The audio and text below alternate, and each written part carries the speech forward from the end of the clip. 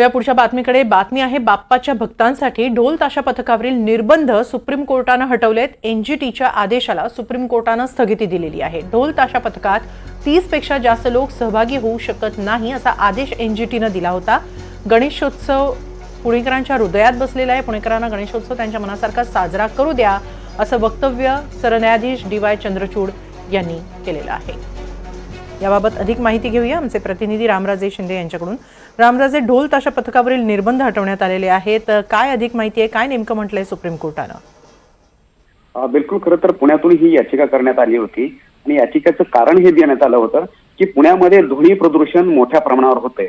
त्यामुळे ढोल पथकाची जर संख्या जास्त असेल तर तेवढ्या प्रमाणामध्ये डेसिबल पेक्षा जास्त आवाज येतो आणि त्याच्यामुळे मुलांना, महिलांना शाळांमध्ये आणि त्याचबरोबर रुग्णालयामध्ये या आवाजाचा त्रास होतो आणि म्हणून यावर निर्बंध आणावे अशी एक याचिका होती। त्यावर एनजीटीने सांगितलं होतं, म्हणजे की राष्ट्रीय हरित लवादाने सांगितलं होतं की जे पथक आहे ते 30 पेक्षा जास्त नसावं।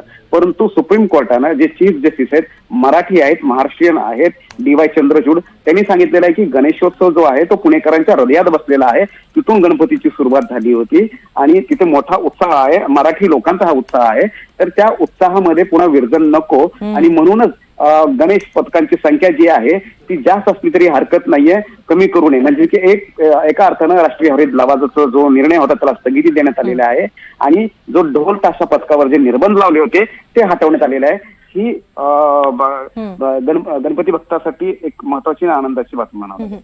नक्कीच गणेश भक्तांसाठी ही आनंदाची बातमी आहे। मोठ्या उत्साहात, खरं म्हणजे गणेश विसर्जन मिरवणूक असो किंवा आगमन मिरवणूक असो, दोन्ही मिरवणुकांमध्ये ढोल ताशा पथकांचा जोमान उत्साह पाहायला मिळतो, जोरदार उत्साह पाहायला मिळतो। मात्र त्याचबरोबर ध्वनी प्रदूषण सुद्धा होतं, त्याबाबत सुप्रीम कोर्टानं काही मत व्यक्त केलंय?